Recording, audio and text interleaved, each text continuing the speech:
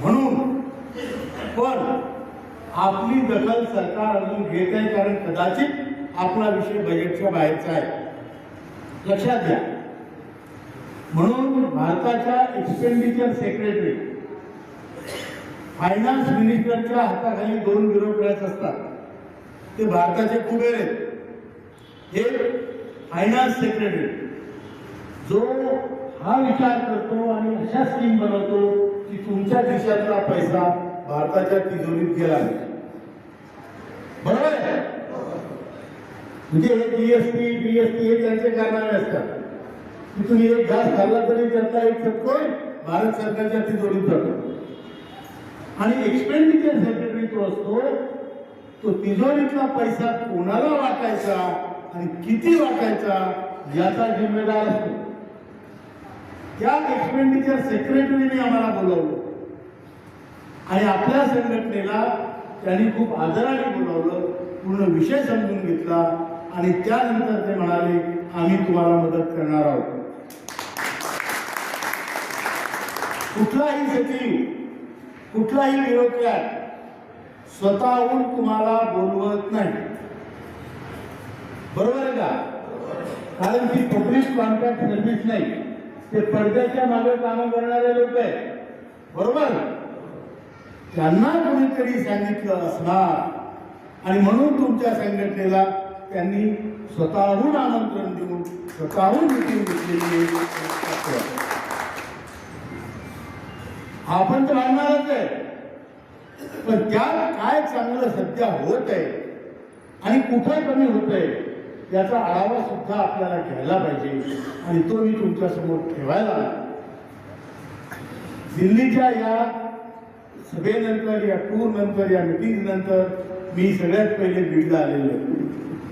तर ही ताजी ताजी गरम गरम बातमी तुमच्या संघटनेला एक्सपेंडिचर सेक्रेटरीनी बोलावून तुम्हाला तुमचं काम करतो आहे म्हणून सांगितलं. त्याच्या व्यतिरिक्त आपल्या चांदे साहेबांनी त्यांच्या भाषणात सांगितलं, जे आपले श्रममंत्री आहेत डॉक्टर मनसुखभाई मांडवियाजी यांनी 6 तारखेला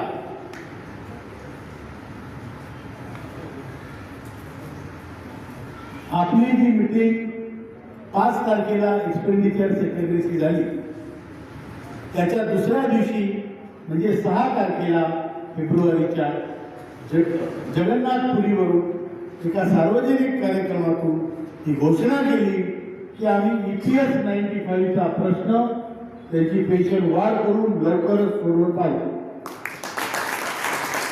लक्षात घ्या, मंत्री महोदयांनी आतापर्यंत पब्लिक मीटिंग मध्ये केलेली ही पहिली घोषणा आहे.